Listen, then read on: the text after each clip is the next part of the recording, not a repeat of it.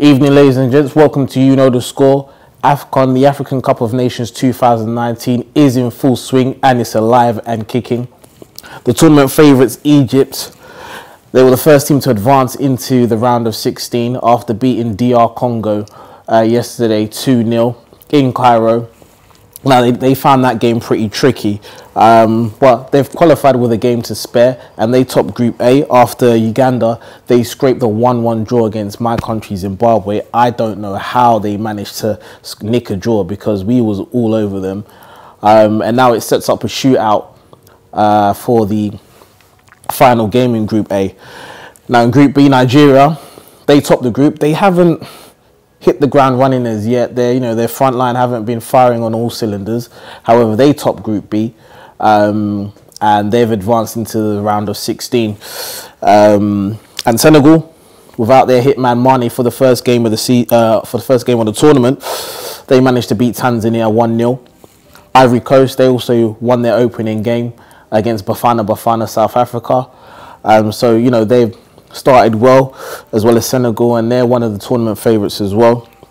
And Ghana, their opening game against their neighbours Benin was a tricky one. They faced a stubborn Benin side who didn't want to give in, and that game ended 2-2. And there were some fantastic goals in that game from the AU brothers as well. But I guess it's only right that we start off with Egypt. They're the hosts.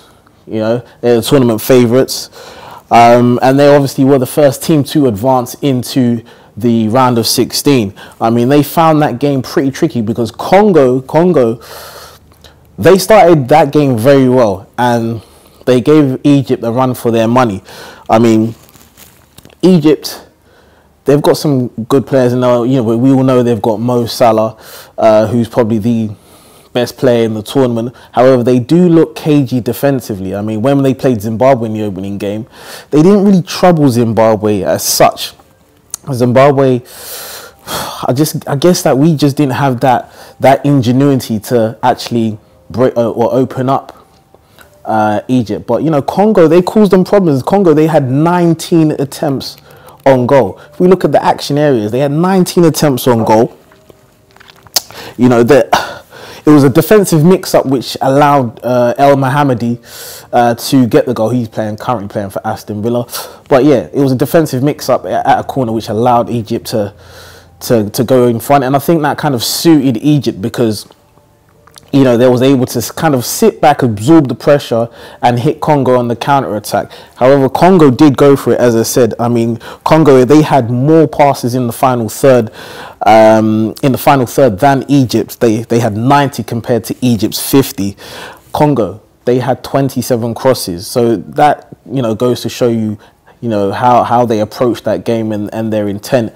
But then, unfortunately, they were caught in the second half, by a counter-attack, and Mo Salah scored a delightful goal, which sealed the victory for Egypt. And unfortunately for Congo, as well as they did play, they managed to end the game without taking any points at all. Now, luckily for them, this tournament is allowing 4 teams who finished third to qualify into the round of 16. So they still have an opportunity to qualify.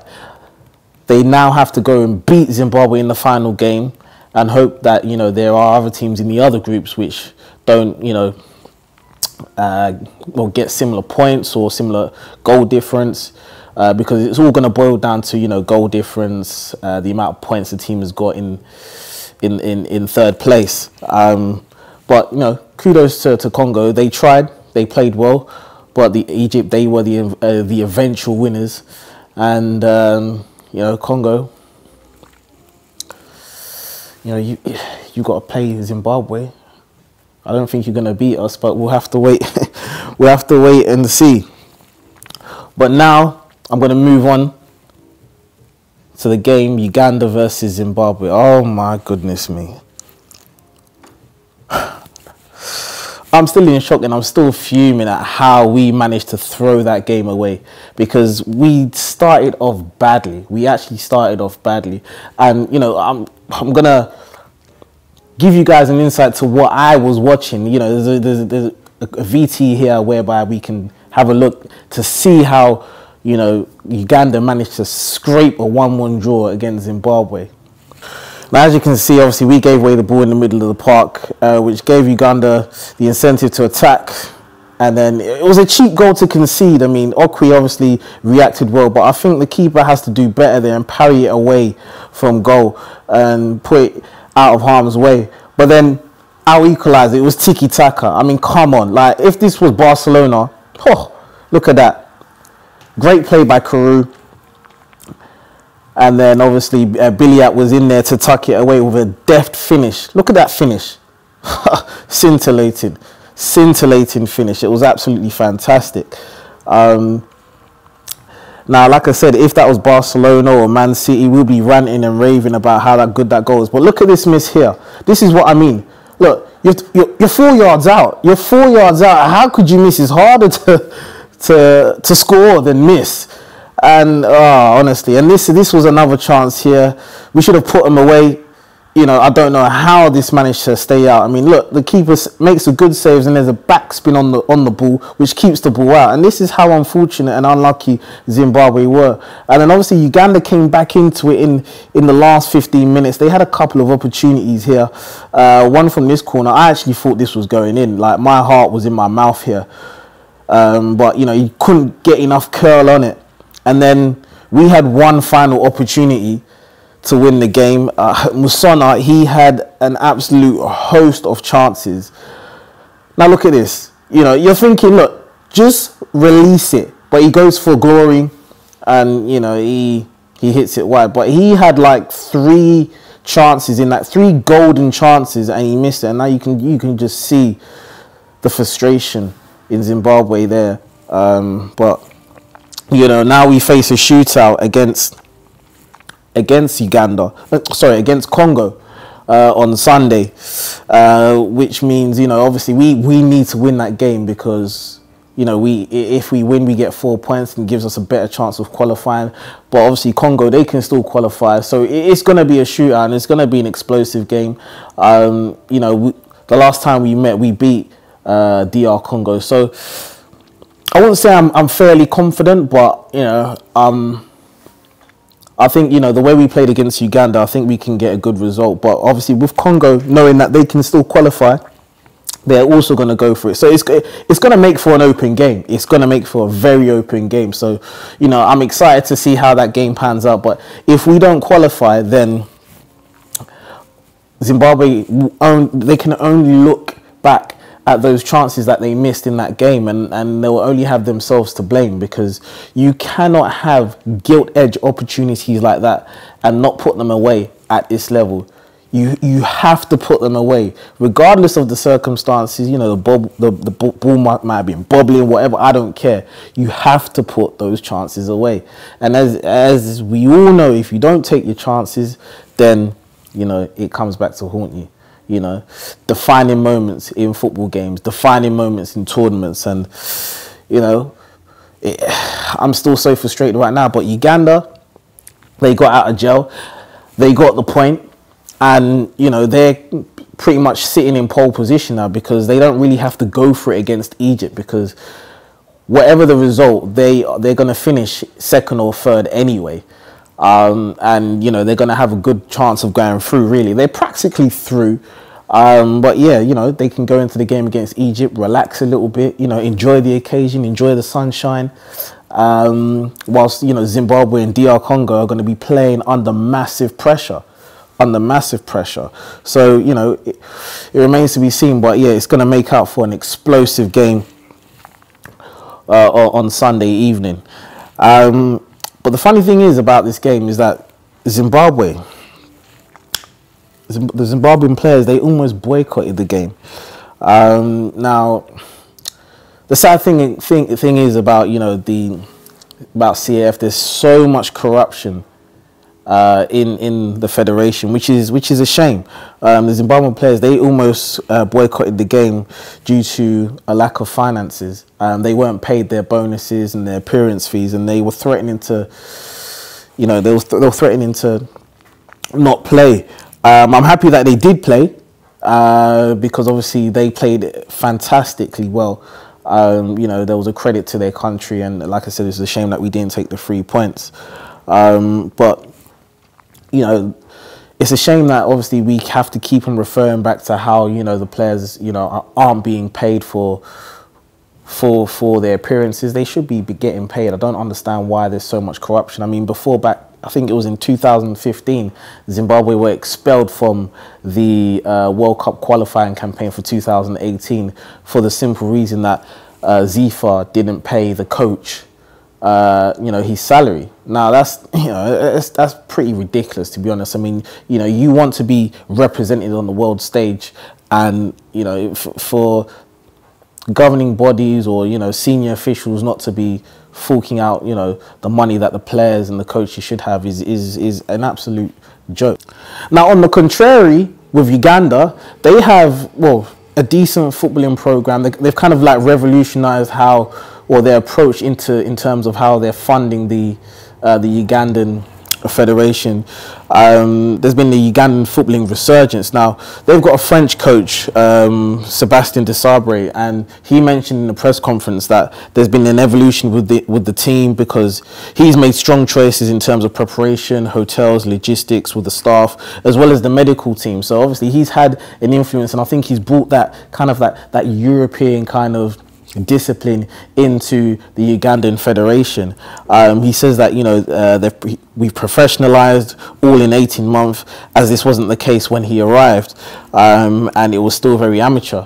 He goes on to say that he thinks that this was because of the lack of financial support from the government, which isn't the case today, which is a good thing.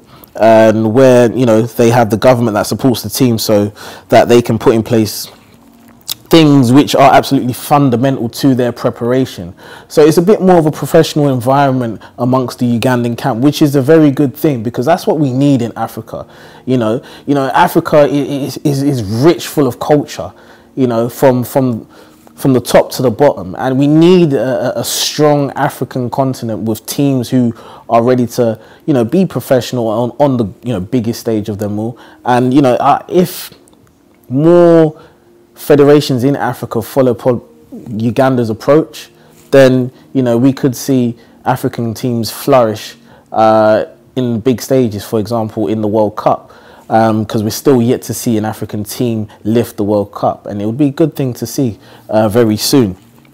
So, you know, it's a good thing that, you know, Sébastien Desabre, you know, actually came into the Ugandan national side and tried to change things up and make things a bit more professional. And kudos to him. He's doing a good job for Uganda.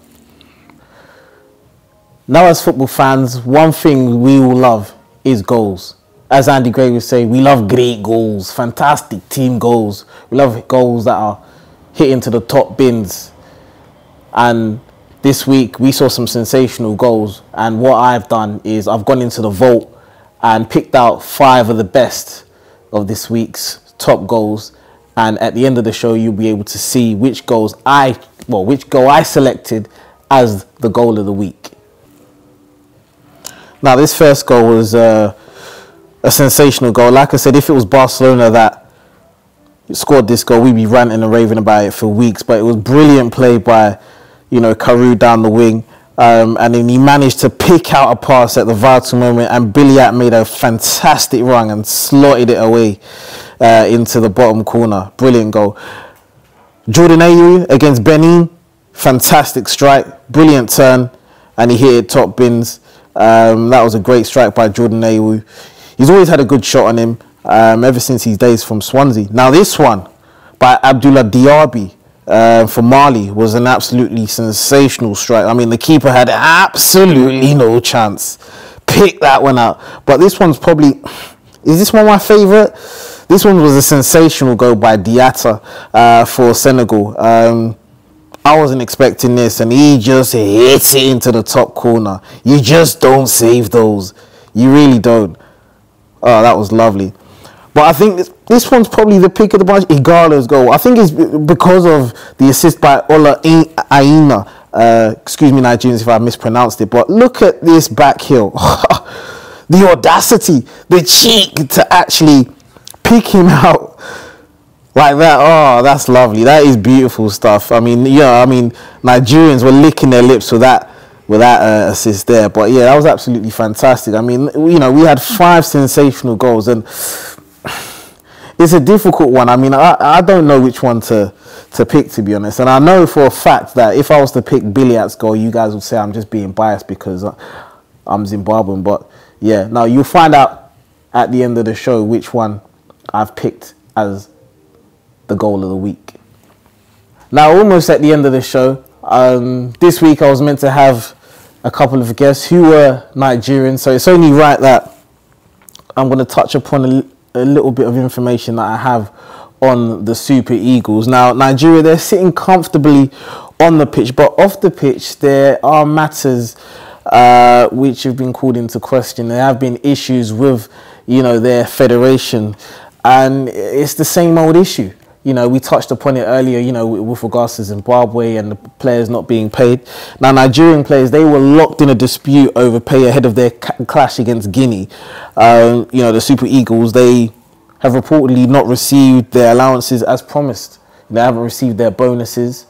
And they were locked in a dispute. The coach, General Roy, he had to face the press after Ahmed Musa fell to shot because he was in a lengthy meeting with their, you know, officials to sort out this mess.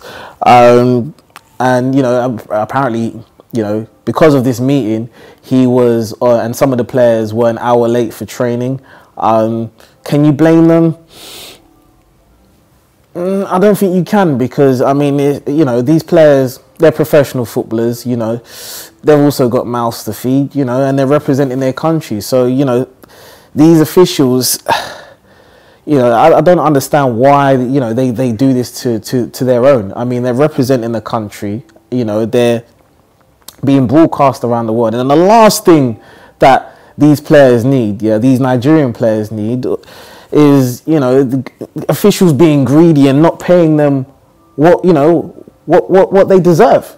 So, you know, hopefully going forward, you know, the Nigerian players don't get locked into the dispute, because the last thing we want to see as well is players starting to boycott games and causing mayhem in the tournament, whereby, you know, a team is not being able to play their, let's say, for example, their round of 16 game or their final group game because another team's decided to boycott the game due to, you know, financial, you know, due to financial reasons, you know. So, you know, hopefully, you know, the Nigerian governing bodies can you know, come to a good resolution going forward in the tournament, and it doesn't disrupt Nigeria, because that's the last thing that they would want as well, is, you know, for it to disrupt their flow, because they've got, you know, a good host of players in their team who could, you know, they could go on to win this tournament, and they don't need a distraction. But yeah, as I said, I thought I'll touch upon Nigeria a little bit, as, you know, I was meant to have some Nigerian guests, but again, as you can see,